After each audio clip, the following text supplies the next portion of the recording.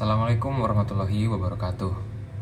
Kali ini saya akan menyampaikan opini terkait mata kuliah Manajemen Kinerja Sumber Daya Manusia yang kebetulan tema yang akan saya angkat adalah tentang motivasi kerja. Sebelum saya menyampaikan opini saya, alangkah baiknya saya memperkenalkan diri. Nama saya Azriel Satria Bima. Saya dari kelas E4, absen ketiga, dan NPP saya 300397. Oke, terkait motivasi kerja. Motivasi kerja adalah kekuatan dalam diri yang dapat membangkitkan, mengarahkan, dan mempengaruhi seseorang untuk memiliki intensitas dan ketekunan perilaku sukarela dalam melakukan suatu pekerjaan. Motivasi kerja merupakan sekumpulan kekuatan atau energi baik dari dalam maupun di luar pekerjaan. Dimulai dari usaha yang berkaitan dengan pekerjaan, mempertimbangkan arah, intensitas, dan ketekunannya. Motivasi kerja merupakan suatu dorongan secara psikologis kepada seseorang yang menentukan arah dari perilaku, direction of behavior, dalam organisasi, tingkat usaha, level of effort, dan tingkat kegigihan atau ketahanan di dalam menghadapi suatu halangan atau masalah, level of persistences. Motivasi kerja adalah penggerak atau pendorong dalam diri seorang untuk mau berperilaku dan bekerja dengan giat dan baik, sesuai dengan tugas dan kewajiban yang telah diberikan kepadanya. Oke, berikut definisi dan pengertian motivasi kerja dari beberapa sumber. Salah satunya menurut UNO dari 2012, motivasi kerja adalah kekuatan dalam diri orang yang mempengaruhi arah, intensitas, dan ketekunan perilaku sukarela seseorang untuk melakukan pekerjaan. Dan selanjutnya jenis-jenis motivasi kerja. Menurut Hasibuan tahun 2013, terdapat 2 jenis motivasi kerja, yaitu motivasi positif. Dalam motivasi positif, pimpinan memotivasi merangsang bawahan dengan memberikan hadiah kepada mereka yang berprestasi di atas prestasi standar. Dengan motivasi positif ini, semangat kerja bawahan akan meningkat. Insentif yang diberikan kepada karyawan di atas standar dapat berupa uang, fasilitas barang, dan lain-lain. Lalu yang kedua adalah motivasi negatif. Dalam motivasi negatif, pimpinan memotivasi dengan memberikan hukuman bagi mereka yang bekerja di bawah standar yang ditentukan. Namun dengan motivasi negatif, semangat bawahan dalam jangka waktu pendek akan meningkat karena takut dihukum, tetapi untuk jangka waktu yang panjang dapat berakibat kurang baik. Lalu ada menurut Wibiasuri tahun 2014, terdapat 3 jenis bentuk motivasi kerja, yaitu yang pertama adalah material insentif. Material insentif adalah alat motivasi yang diberikan berupa uang atau barang yang memiliki nilai pasar, jadi memberikan kebutuhan ekonomis, misalnya kendaraan, rumah, dan lain sebagainya. Lalu yang kedua ada non-material insentif, yakni alat motivasi yang diberikan berupa barang atau benda yang tidak ternilai, jadi hanya memberikan kepuasan atau rasa bangga dalam rohaninya saja. Misalnya ada medali, ada piagam, ada bintang jasa, dan lain sebagainya. Lalu yang ketiga ada kombinasi material dan non-material insentif. Jadi alat motivasi yang diberikan itu berupa material, uang atau barang, dan non-material, yakni atau medali atau piagam. Jadi memenuhi kebutuhan ekonomis dan juga memberikan kebutuhan kepuasan bagi rohaninya. Lalu yang selanjutnya saya akan menjelaskan tentang aspek-aspek dari motivasi kerja. Jadi motivasi kerja menurut Winardi tahun 2001 terdapat 3 aspek utama yang menjadi pendorong motivasi kerja seseorang karyawan, yakni yang pertama adalah keinginan.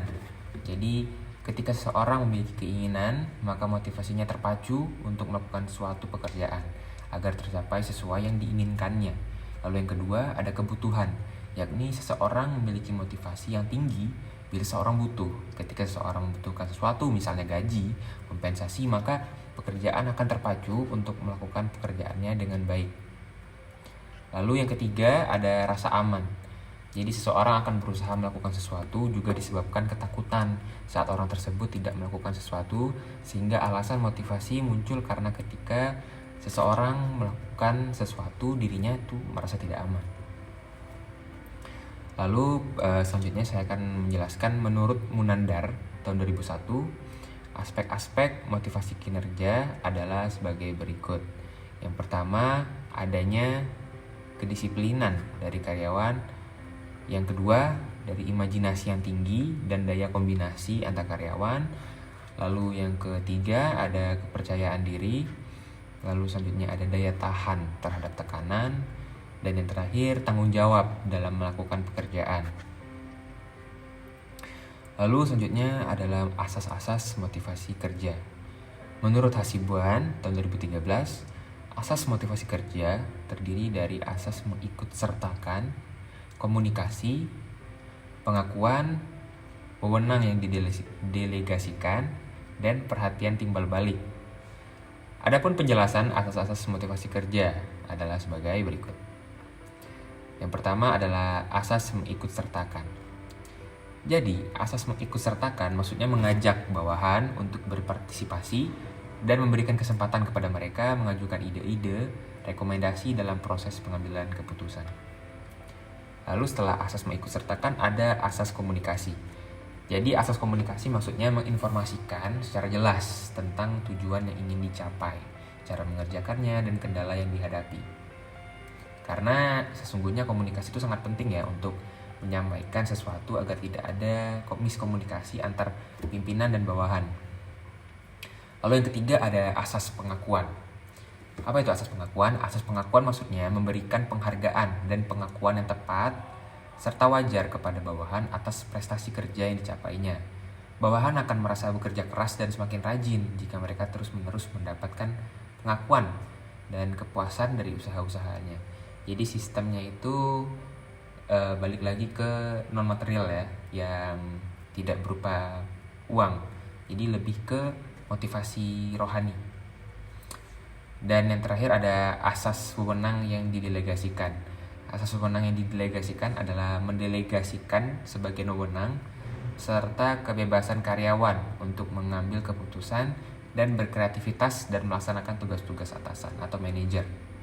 Dan ada lagi terakhir ada asas perhatian timbal balik. Asas perhatian timbal balik adalah memotivasi bawahan dengan mengemukakan keinginan atau harapan perusahaan di samping berusaha memenuhi kebutuhan-kebutuhan yang diharapkan bawahan dari perusahaan. Lalu ada juga faktor pendorong motivasi kerja.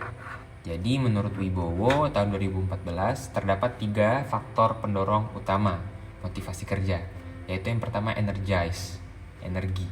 Jadi energize itu adalah dilakukan pemimpin ketika menetapkan contoh yang benar, mengkomunikasikan yang jelas, dan menantang dengan cara yang tepat.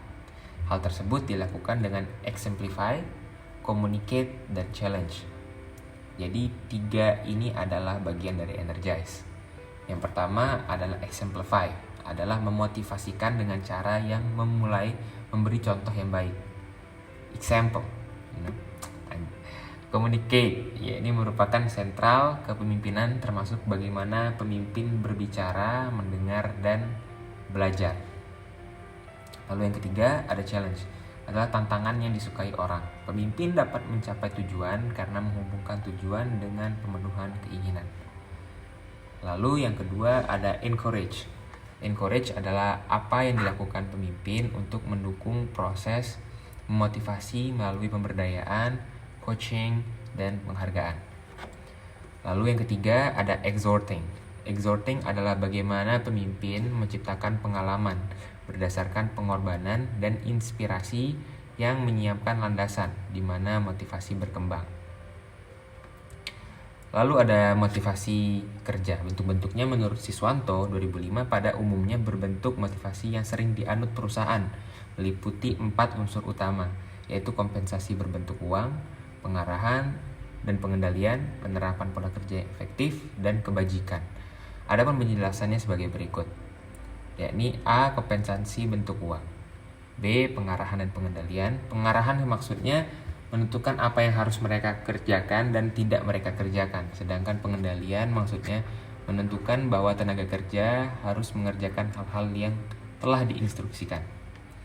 Yang ketiga ada penetapan pola kerja yang efektif. Pada umumnya reaksi dari kebosanan kerja akan menghambat produktivitas kerja karena manajemen menyadari bahwa masalahnya bersumber pada cara pengaturan pekerjaan. Mereka menanggapinya dengan berbagai teknik, beberapa diantaranya efektif dan yang lain kurang efektif. Lalu yang terakhir ada kebajikan. Kebajikan dapat didefinisikan sebagai suatu tindakan yang diambil dengan sengaja oleh manajemen untuk mempengaruhi sikap atau perasaan para tenaga kerja. Dengan kata lain, kebajikan adalah usaha untuk membuat tenaga kerja bahagia.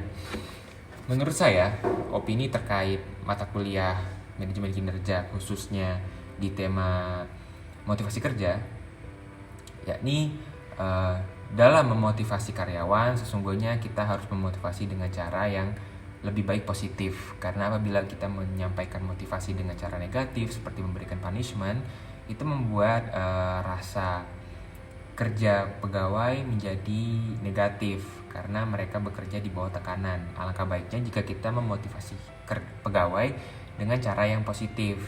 Jadi kita juga memberikan contoh, kita memberikan komunikasi yang jelas, sesuai dengan unsur-unsur dan bentuk-bentuk motivasi yang telah saya sampaikan tadi.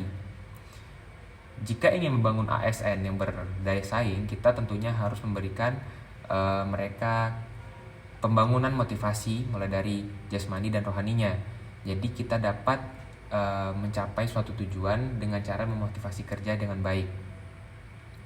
Mungkin hanya itu yang dapat saya sampaikan mengenai motivasi kerja dalam mata kuliah manajemen kinerja kali ini.